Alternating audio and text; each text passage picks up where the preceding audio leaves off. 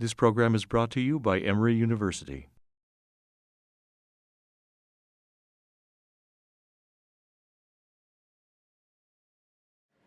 Good morning. My name is Katia Kiramichieva, and I'm the Executive Symposium Editor of the Emory Law Journal. I want to thank you for braving the elements and coming to Emory Law to attend the 2016 Randolph W. Thrower Symposium. Why Redefined National Security Threats? As law students, we asked ourselves what national security threats looked like on national security class syllabus before or just after the fall of the Berlin Wall? Or what about when the internet was accessible to everyone around the globe after 9/11? And what about right now? Then we asked ourselves, what is the legal framework for identifying and analyzing a person, a thing, an issue, or a country as a national security threat? Do we rely on the existing law doctrine, our Constitution, such as the Fourth Amendment, or do we borrow from other areas of the law? Is our national security a transnational issue? Finally, we ask, is it still just the federal government that needs to respond to those threats? What are the roles for the states, corporations, or transnational organizations that have to play? And in doing so, what tensions and legal implications comes out of those actions and interactions? I don't have answers to these questions this morning, otherwise it would have been a very short symposium. However, I do know that we have today individuals who have incredible knowledge, experience, and audacity to try to answer those questions in the narrow issues posed for the symposium: cybersecurity, new technologies, and transnational issues. Before we proceed, I wanted to personally thank the Thrower family, the Thrower Committee for their generosity and guidance. I also want to thank my symposium editor, Mary Grace Gallagher, the Emory Law faculty, and administrative staff. And now it's my pleasure to introduce to you the editor-in-chief of our Emory Law Journal, Matt Johnson. Matt was born and raised in Virginia. He received his Bachelor of Arts from Wake Forest University. Last summer, he worked at a law firm in Washington, D.C., and after law school, he's going to join the U.S. Army JAG Corps as judge advocate. Matt also participated in the International Humanitarian Law Clinic here at Emory Law. With that, I want to invite Matt to the stage. Thank you, and please enjoy the day.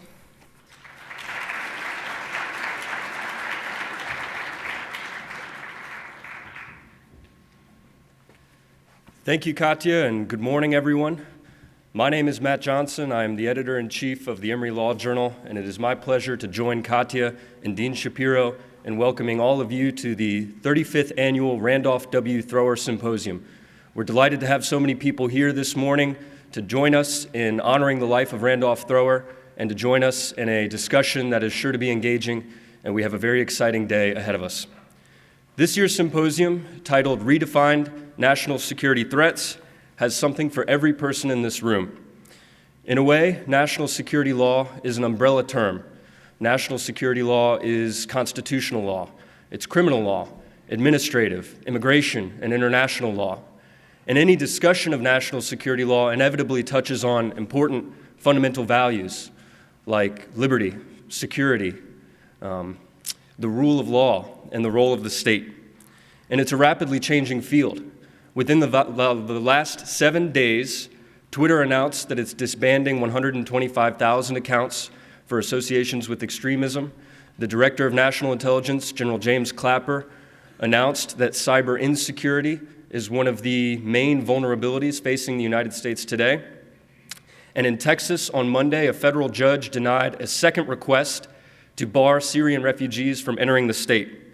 These are real issues and real tensions, and that's why we're so fortunate to have here today with us practitioners and scholars who are eminently qualified to talk about these issues, beginning with our keynote speaker, Professor Harold Koh, and continuing throughout the day with our distinguished panelists. We're just lucky to have all of you here today, and we look forward to engaging with you throughout the day, and we encourage our audience to engage with the speakers. We've made sure that there's ample time for question and answer. I want to thank just a few of the many people who have made this symposium possible and echo some of the thanks that Katya extended. First and foremost, to the Thrower family.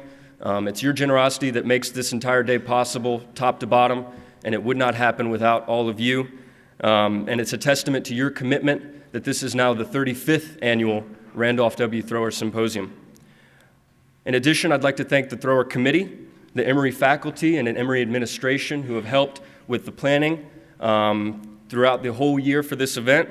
And in particular, I'd like to thank the members of the Emory faculty who are participating in today's symposium, including Professor Cloud, Professor Shaner, Professor Grimberg, and with a special thank you to Professor Lori Blank, who first approached the journal about doing a topic on national security and who has helped us every step of the way in the planning process, and she helped us take an idea and turn it into the reality that it is today. Finally, I want to recognize the Emory Law Journal.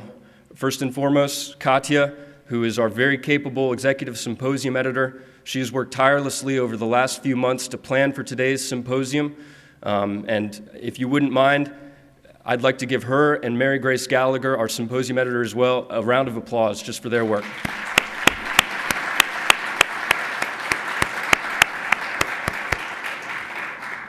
I also want to thank the Emory Law Journal Executive Board, who's here as well, for all the hard work that you all have been doing over the last several months.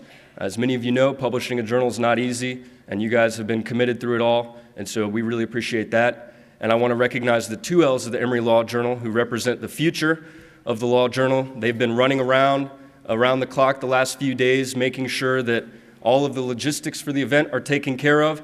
And on top of that, they've been finishing their comments and finishing spading assignments. So on behalf of your editors, we could not be more proud of you guys, and we could not be more confident in the future of the Emory Law Journal.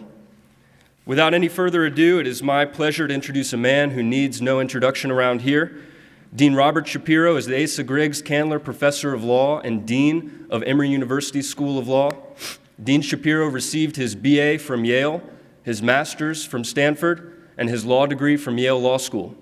While at Yale, Dean Shapiro was the editor-in-chief of the Yale Law Journal, and after graduation, Dean Shapiro clerked for Judge Pierre Laval on the Southern District of New York and for Justice John Paul Stevens on the U.S. Supreme Court.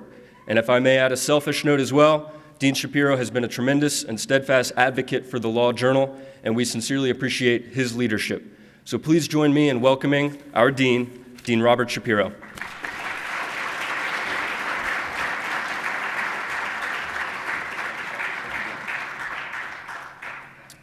Well, thank you very much, Matt. And I'd like to add my welcome to this 35th annual Thrower Symposium.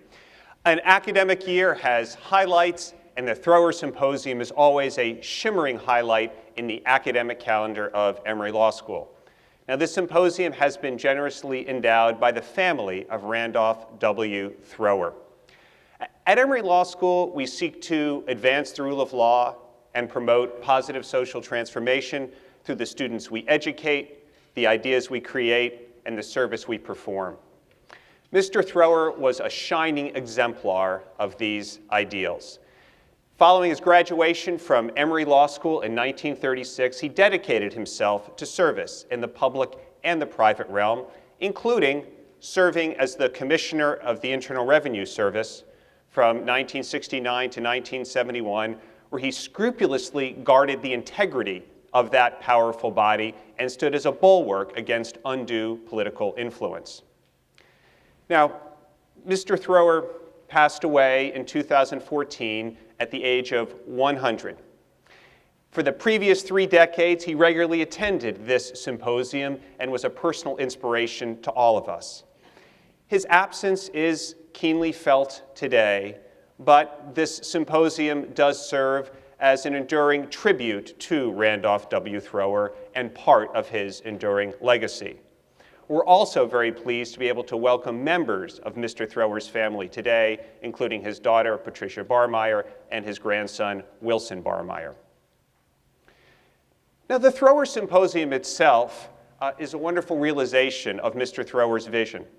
It brings together outstanding scholars, practitioners, judges, lawyers, students, and citizens to discuss issues of great current significance with enduring implications.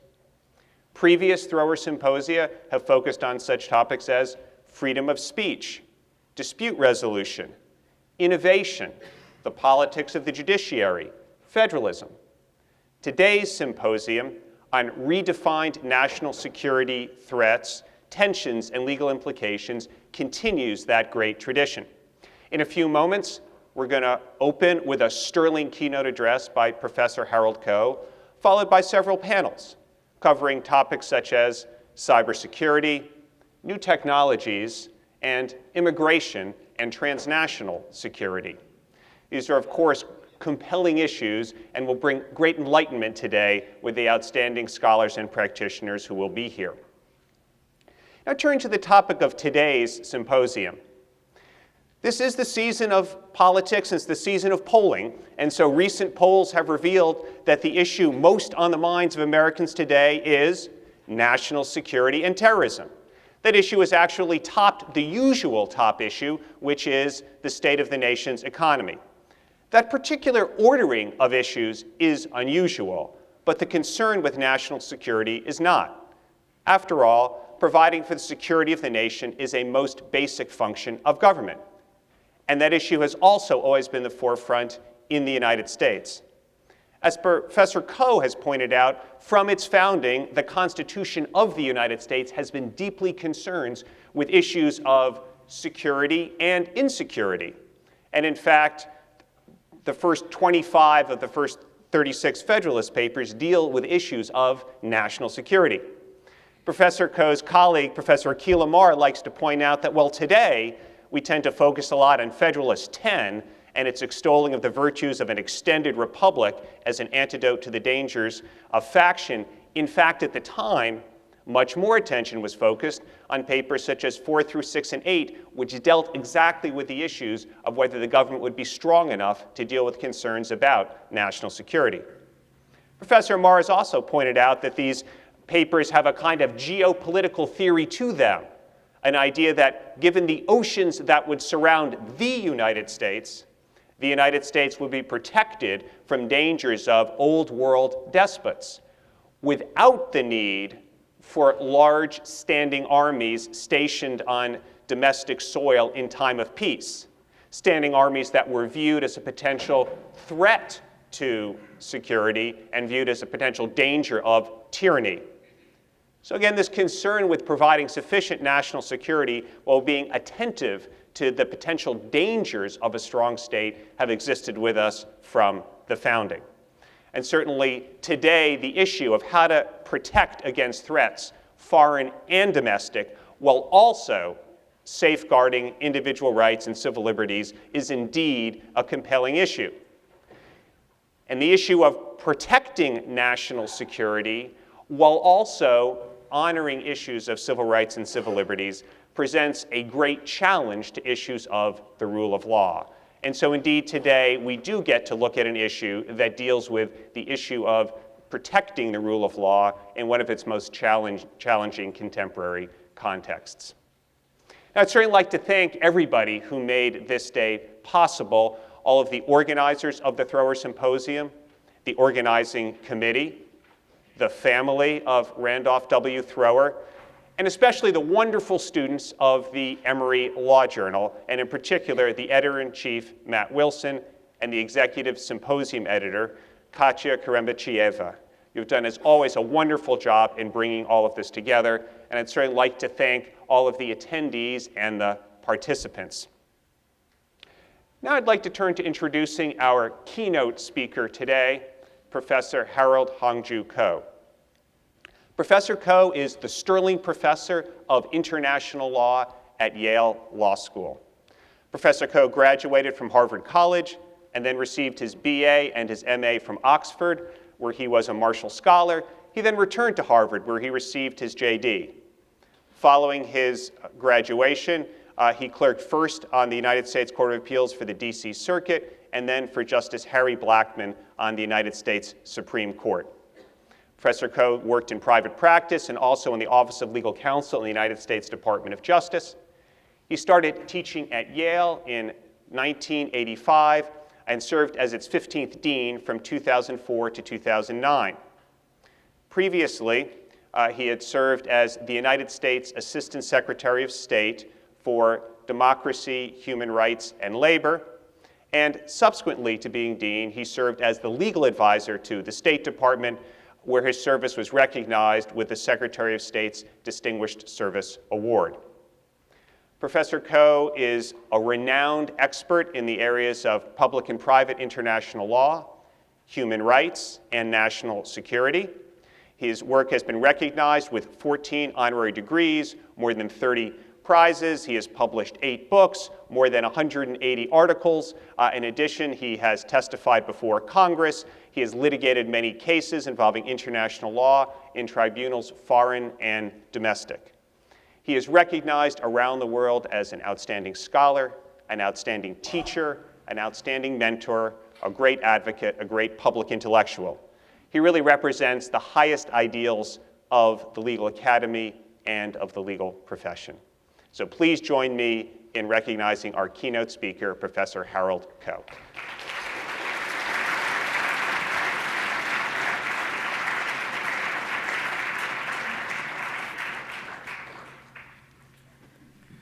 Thank you, Dean Shapiro. Thank you, Matt and Katya and Mary Grace and the editors of the Emory Law Journal. Thank you to the Thrower family for hosting this event. I also want to pay a special thanks to the panelists on today's program, many of whom are my good friends, and the Vice Dean, Bob Adier, who is my student and also a good friend along with Dean Shapiro. I should tell you that when Bob Adier was our student, he would leave me messages at 2, 3 o'clock, 4 o'clock in the morning. And I said, Bob, how many cups of coffee do you drink a day? And he said, I don't drink coffee. So my suggestion to you is don't let him start, or you'll never get any time off. This is a very important symposium. You're going to hear panels on cyber conflict and security, emerging technologies, including drones, and immigration and counterterrorism, particularly such issues as Syrian refugees and Trumpism, as we can call it. Here are my perspectives as were described by Dean Shapiro.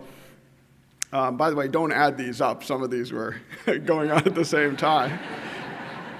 I've played, as he said, a number of different roles over the course of my career and tried to put academic ideas into practice in 2 different stints in the State Department, actually 3 altogether when you include my time in the Justice Department in the Reagan administration.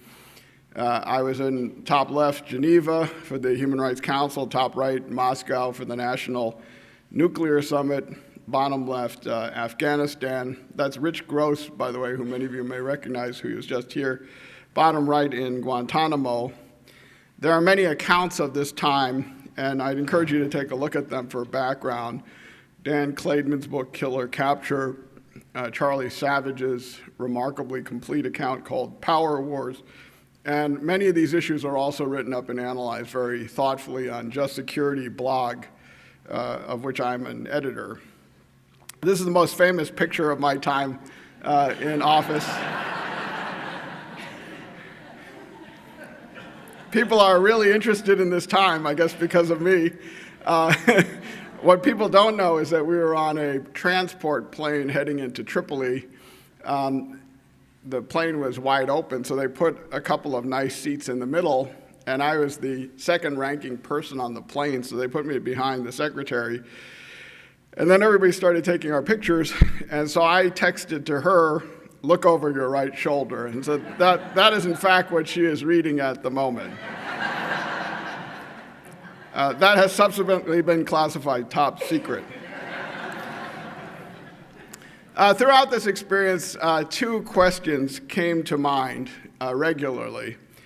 There's the old Cicero Roman adage, in times of war, the law is silent. And my question was, is there an emerging law of 21st century war that we can identify? Especially given that the tools of 21st century war, which you'll hear about through the day, are different. They include cyber conflict, drones, lethal autonomous robots being developed, LARs, special operations forces, and then even private security contractors, or anyone ever played by Governor Arnold Schwarzenegger. But the bigger question is this a legal black hole? Are there law-free zones? The fact of the matter is so much of this is new, so much of this was never anticipated. For example, the framers of the Geneva Conventions never thought about cyberspace. Are these black holes? Or is there another approach, which I call and prefer translation, which is, can we translate the spirit of the laws from the laws that are on the books to new situations? And let me assure you that there is a huge difference between a black hole. There is no law to apply. For example, I'm sure the Chinese would love for cyberspace to be a black hole because they have greater capabilities and could do what they want. But if you translate, you're trying to update the spirit of the laws that were developed for another time to an unexpected situation. Even though we're in a time when both the international legislative system and our domestic legislative process are peculiarly paralyzed. And so, if you're going to obey the spirit of the laws, you have to do a translation exercise. People can debate over whether something is a correct translation or not, but the fact of the matter is operating within the framework of law, not denying the applicability of law altogether. And what I want to argue today is basically 4 points. First, that even amid 21st century conflicts, with redefined security threats, novel tools of war, the laws are not silent, that even as the practice of conflict has transformed, we can discern a 21st century law that governs it. While it does not follow verbatim from 20th century rules, it derives from good faith efforts to faithfully translate the spirit of those laws. And our challenge going forward is to clarify this body of law, set its contours, make it more transparent, and embody it into international legal instruments. So let me divide my remarks into 3 parts. First, what the basic rules are that are being translated. And then secondly, some of the principles of law that are emerging in the areas of interrogation, detention, special ops, drones, robots, cyber war, and private security contractors. And then third, apply it to the crisis of the day, Syria, which raises issues of immigration, responsibility to protect, and the crime of aggression. That's obviously a lot. For some of you, you know many of this. Some of you have no exposure to it. So I've tried to pitch my remarks at a level that will get everybody on the same page. And obviously, the panelists who follow can clarify where they think I've made a mistake. Now, the basic rules governing armed conflict are pretty simple. International criminal law, as enforced by a number of tribunals, but most prominently the International Criminal Court, which has jurisdiction over genocide, war crimes, crimes against humanity, and the crime of aggression after 2017, about which I'll say more. So-called IHL, International Humanitarian Law, or the Law of Armed Conflict, the Geneva Conventions and its progeny, and then international humanitarian law in areas where international human rights law in areas where humanitarian law is not controlling. The International Criminal Court has existed since 1998. Here are the situations currently under examination. And the crime of aggression was decided at the Kampala conference, where I chaired our delegation for the US, and will be in effect after 2017, and we can say more about what that might mean. What is armed conflict? The Yugoslav Tribunal, the International Criminal Tribunal for Yugoslavia, says there must be military action against an organized armed group of a particular nature, intensity, and scope that should be declared either as an international armed conflict or a non-international armed conflict by a nation state or the International Committee of the Red Cross. Now, we're all familiar with international armed conflicts, the United States versus Germany in World War II, nation against nation. A non-international armed conflict has traditionally been when a nation fights against an insurgency within its midst. For example, in Colombia, where the government fights against the FARC. But increasingly, and the Supreme Court recognized it in 2006 in the Hamdan case, is that the notion of non-international armed conflict can mean a war that's not between two nations, but between a nation state like the United States and an international terrorist network like Al-Qaeda. And so, under the terms of the U.S. statutory law, the U.S. is not at war against terror. We are not in a war on terror. We are in a war against Al-Qaeda, the Taliban, associated forces, under a particular theory of the authorization for the use of military force, ISIS or ISIL, and other groups that are co-belligerents with these groups who attacked us on 9/11. They include Al-Qaeda in the Arabian Peninsula and the like. A legal test is that a group must have entered the fight alongside other groups against the United States. So let me make it clear, sympathizers, homegrown sympathizers, are not members of Al-Qaeda. They just copy them. So for example, the guys at the Boston Marathon who did the bombing there, if convicted, were not members of Al-Qaeda. They drew inspiration from them, just like Beatles sympathizers draw inspiration from the Beatles. But we know the difference between the Beatles and the Beatles sympathizers. Now, what about hot battlefields? This is a traditional notion of armed conflict law, theaters of armed conflict, Afghanistan and adjoining areas, Iraq. In Syria, the armed conflict rages where Russia has now claimed to be invited by Assad to fight ISIL, although they tend to be fighting enemies of Russia, and we can debate what other areas. What law ought to be followed is pretty straightforward, international law and domestic law. The law of going to war, initiating war, jus ad bellum, and the law to be applied in wartime, particularly the Geneva Conventions of 1949 and additional protocols, one of which the United States considers customary law, and the other of which it has applied particular provisions as customary law. Under the Constitution, particularly Article 2, the President is Commander-in-Chief, but Article 1, Congress's power to declare war and fund military activities, and two relevant authorizations for the use of military force, one against Al-Qaeda on September 17th, 2001, still in existence years later, and one against Iraq in 2003.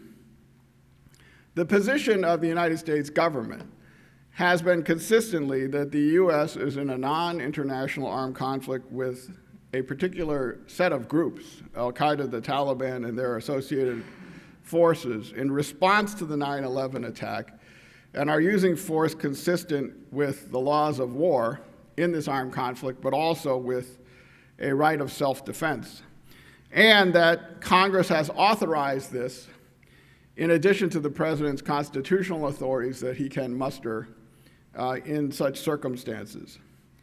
And we have a number of issues that you've seen debated in the press.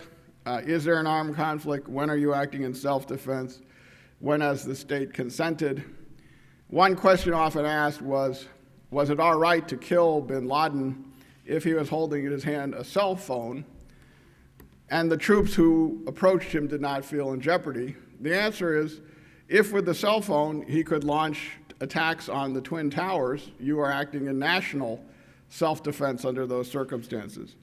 And then, of course, there are rules that everyone knows about drawing distinctions between civilians and combatants, using only such force that is necessary and proportionate, respecting a principle of humanity. Ted Cruz, supposedly an editor of the Harvard Law Review, talks about carpet bombing, which is, of course, a grotesque violation of the Geneva Conventions. He now talks about selective carpet bombing. I don't know. Now, what about in times of conflict The Geneva Conventions are clear. All four have common Article 3, which require humane treatment of someone who's not taking part in hostilities because they're a civilian or because they've been injured or otherwise. You cannot commit violence or torture against them. You can't take hostages. You can't commit outrages of personal dignity. And you can't sentence them to jail or prison without a due process of law. Under the additional protocol first, which the U.S. treats as customary law, essentially these provisions are repeated, and these are amplified for internal armed conflicts. Now, sometimes it's pointed out, usually by congressmen who didn't have a very good legal training, that Al-Qaeda did not sign the Geneva Conventions. When I was testifying before Congress, a senator said to me, "Professor," and I'll tell you something, inside the Beltway, professor is not a term of respect. He said, "You know, Professor," I'd given him some sort of recitation of this kind. He said, "Last time I checked, the terrorists had not signed the Geneva Conventions." And I said, "Well, Senator, last time I checked, the whales hadn't signed the whaling convention either." My point, this is not about contract. This is about minimum standards of treatment. Or as John McCain so eloquently put it, this is not about them and who they are. This is about us and who we are. And what is the minimum standard of behavior we will apply to other human beings because they are human beings. And the requirement is that we shall ensure humane treatment of those detained, shall not attack a civilian population, won't use acts to spread terror among a civilian population. And again, for those politicians who say, make the sand glow, I say, that is illegal. And if you do it, you should be impeached. Now, Senator McCain yesterday put these points very quickly to the current candidates. He said, such statements, and he called them campaign rhetoric, mislead the American people about the realities of interrogation, how to gather intelligence, what it takes to defend our security, and at the most fundamental level, what we're fighting for as a nation and what kind of nation we are. Now, this gentle soul has talked about, he's leading. He's leading. Think about that. Waterboarding and a hell of a lot more than waterboarding. Well, guess what? The United States is a party to a treaty that says in no exceptional circumstances whatsoever, whether a state of war or a threat of war, can this be invoked as a justification for torture. The Convention Against Torture obligates states to criminalize all acts of torture in any territory under its jurisdiction. The International Court of Justice has made clear that the Covenant on Civil and Political Rights operates even in times of war. They repeated this in the 2004 Wall case. And while it's clear that some human rights provisions may not apply in armed conflict, for example, the right to have elections could presumably be curtailed, there are so-called non-derogable rights, like the right to be free of torture, that are absolute. Now, Power Wars describes a controversy I was in the last day of the administration, first administration. When I was leaving office, I left behind a memo which reviewed in great detail, it was 56 pages long if you want to read it, single-spaced. It's not legally available for policymakers to claim that the Torture Convention doesn't apply extraterritorially. If that were so, people could be lawfully tortured outside the United States or in Guantanamo. In 2015, the Obama administration accepted that position, said that treatment and torture and punishment are forbidden in all places at all times with no exceptions. An unequivocal yes. So that is the law. And when the next president takes an oath to follow the Constitution and laws of the United States of America, that is the law that that person will swear to obey. And if they do what they're saying in the campaign that's inconsistent with that, they should be impeached. Now, there's an emerging law of detention as well. I'm happy to go through it at another time, that starting in 2009 in the National Archives speech, President Obama clarified that his administration prefers civilian trials for terrorists, wants military commissions to comply with the Constitution, seeks the transfer and closure of Guantanamo, will do periodic reviews of long-term detainees, and strengthen humane treatment guarantees. I go through this in some detail because I'm sometimes asked, as a human rights lawyer, a longtime human rights lawyer, how is it that you are opposed to torture and defend the use of drones under certain circumstances? And the answer is pretty clear. All torture is illegal, unequivocally, no matter when. And I may not like it, but if you follow the laws of war, some killing in wartime, lawful killing, turns out to be consistent with the law. In fact, the laws of war is about distinguishing between lawful and unlawful killing. And the next time you hear a candidate say, take the lawyers off the backs of soldiers, the answer is you don't want that, because it's lawyers who are telling them when they are acting lawfully and when they are war criminals. And it is the inescapable duty of government lawyers and the laws of war to draw these difficult lines, as painful as they are, between uses of force that are or are not lawful or do not save innocent lives. This leads me to the issue of targeted killing, which can be done by drone. It can also be done by special operations. So, for example, the raid on bin Laden was, to my mind, a lawful targeted killing done by special operations. The definition, intentional targeting of someone who's not in government custody as an act of self-defense or an armed conflict, when that individual by their combatant status has lost any immunity they might enjoy, and as President Aaron Barak of the Israeli Supreme Court pointed out, it can be more consistent with human rights than indiscriminate carpet bombing or, for example, dropping of nuclear weapons on cities to demoralize a population. What makes it lawful is when the government action is lawful under the rules that I've described, when the rights of the person targeted have been considered under the relevant bodies of law, and when the rights and sovereignty of the country where the killing occurred has been respected adequately. If so, and these are conditions, targeted killing is not extrajudicial, which requires that the person be in custody, and it's not assassination. So, this brings us to the issue of drones, for which I've received a fair amount of criticism. And I will acknowledge there are some weapons that I believe are per se illegal. You cannot use them. Chemical and biological weapons, landmines, some would argue unexploded ordnance, some would argue cluster munitions. But whether a drone use is lawful or not depends on who it is used against. So, for example, if it was lawful to kill bin Laden by a special operation, it was equally lawful to kill him by a drone under the same circumstances. Let me give you this thought experiment just to prove it's not about drones.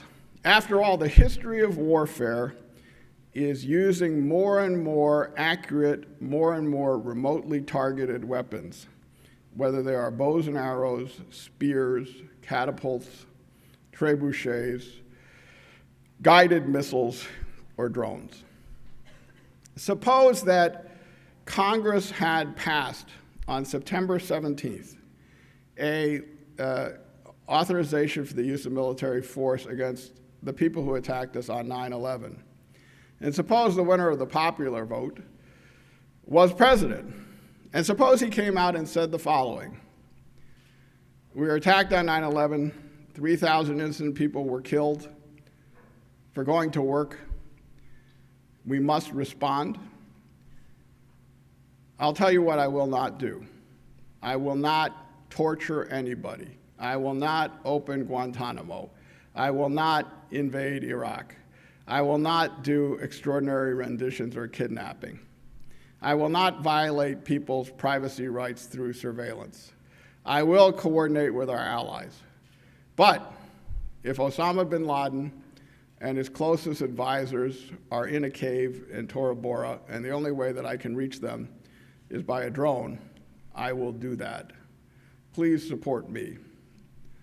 If he had said that, I don't think there's any doubt that the use of the drone would have been considered lawful. The mistakes that were made were doing all the things that shouldn't have been done, allowing the people who were responsible to disperse, multiply, etc.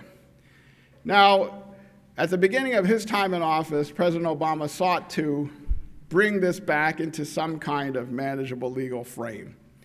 In his National Archives speech shortly after elected, he said, we have to deal with this threat within the rule of law. In the Nobel Prize speech, he pointed out the irony that a person receiving the Peace Prize has to bind himself to rules of force. And so the theory developed, but imperfectly implemented, I will acknowledge, is to try to integrate targeting and detention into a smart power strategy, to develop rules of lawful targeting, lawful detention, and conditions of detention, and lawful cooperation with other states. So the next time someone tells you there was no difference between the two administrations that have just gone on, the answer is there are 6 differences. This administration does not talk about a global war on terror. They talk about military operations against particular networks.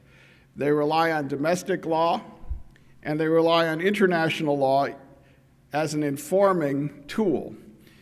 They combine a paradigm of war and law enforcement. They ask facts. Is this person a senior operational leader who is a threat? And an absolute commitment to humane treatment. These are important distinctions between a policy which is lawful and, to my mind, unlawful. And the most important speech given by the president, and this is the one that I suggest be converted to law, is to say there is no global perpetual war on terror. We do not want a forever war. We should use drones as part of a smart power strategy to dismantle specific terrorist networks that threaten us. And to say that drones are a tool, they're not a strategy. They're part of a much broader response where we engage with our allies, translate legal rules, and combine these with other smart power diplomatic tools to achieve outcomes. And so in the same speech, he specified a set of principles which are part of presidential policy guidance, classified. I think it should be an open executive order.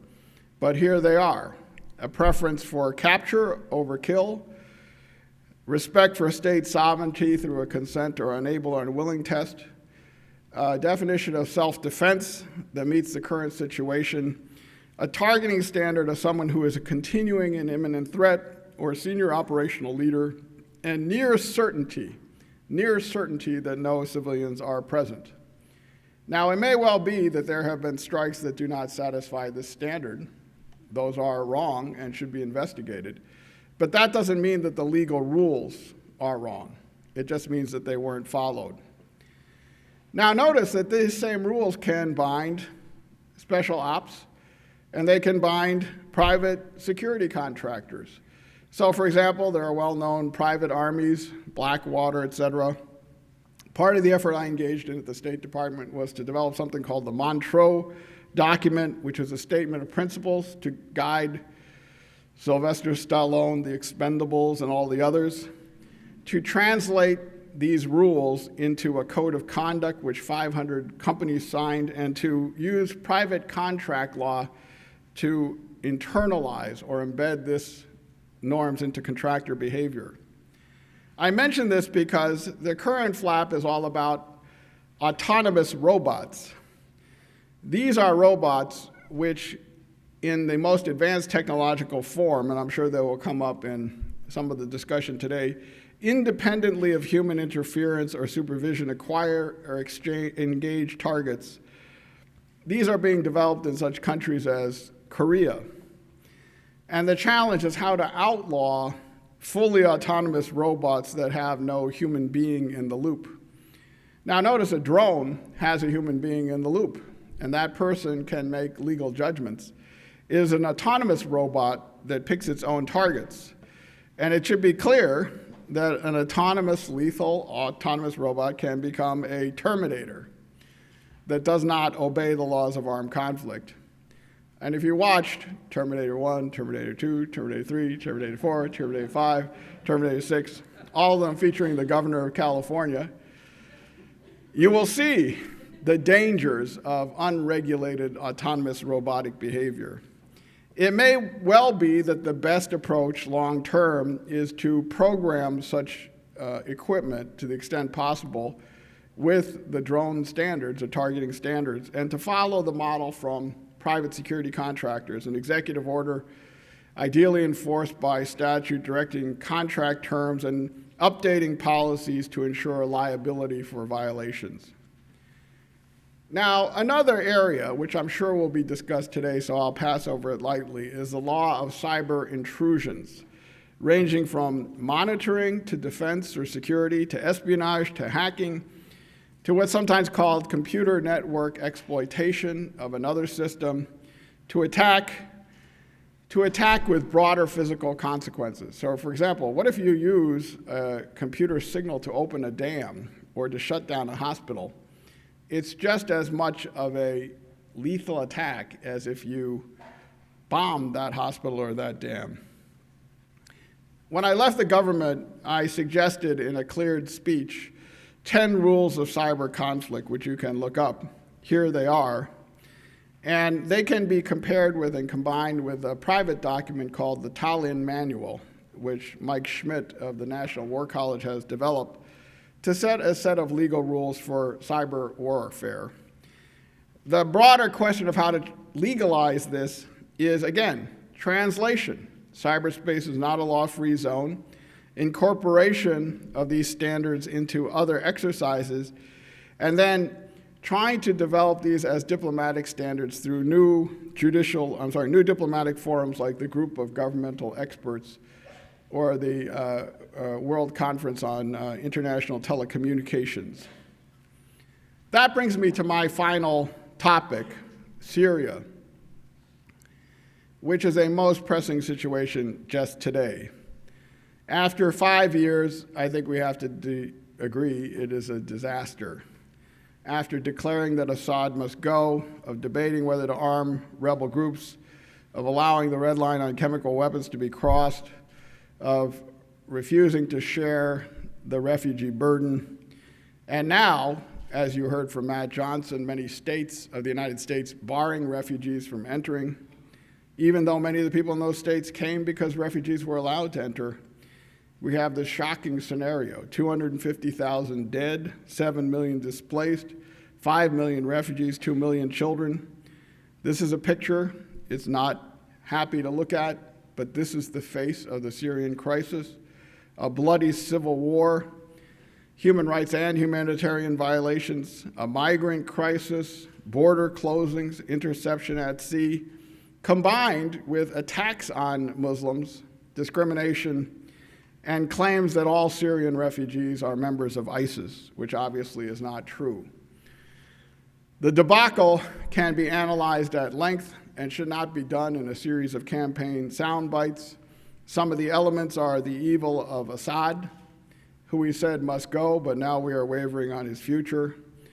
The persistent Russian veto, which has paralyzed the Security Council and eliminated a credible threat of multilateral force.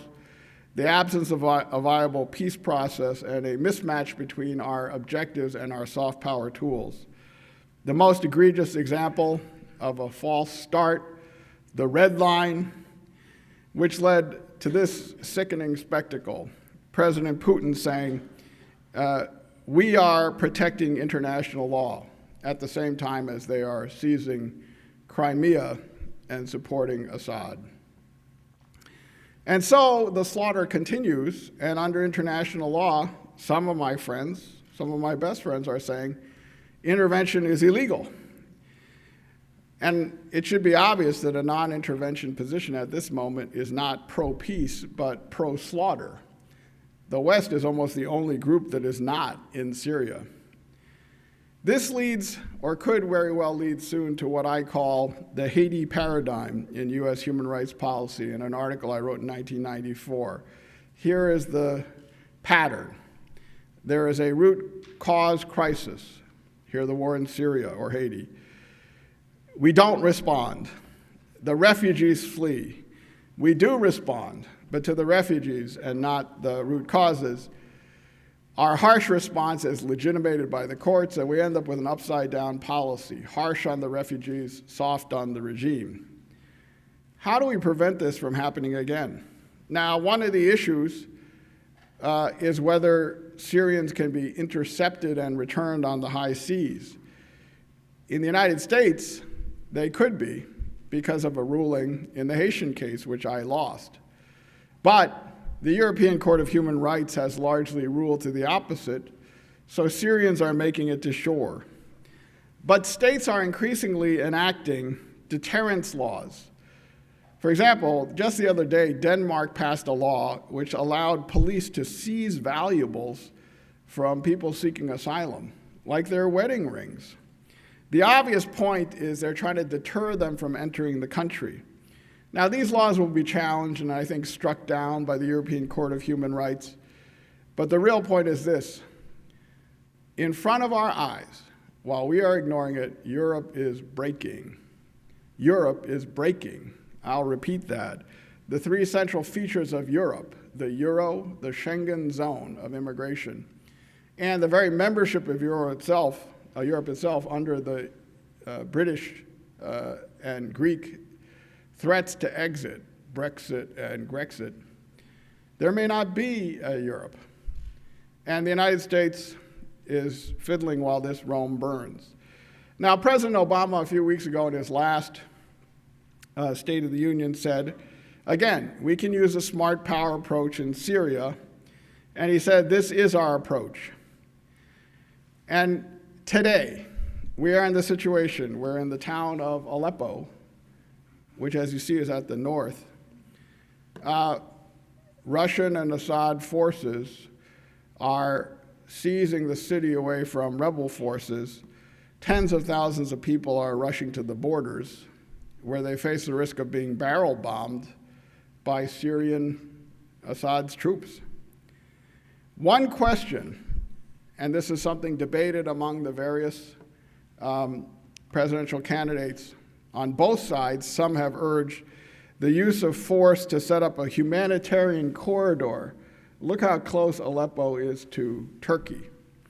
Or if refugees, tens of thousands of them, cannot cross the border, but are collected on the Syrian side, how to protect them from another slaughter like we saw in Srebrenica.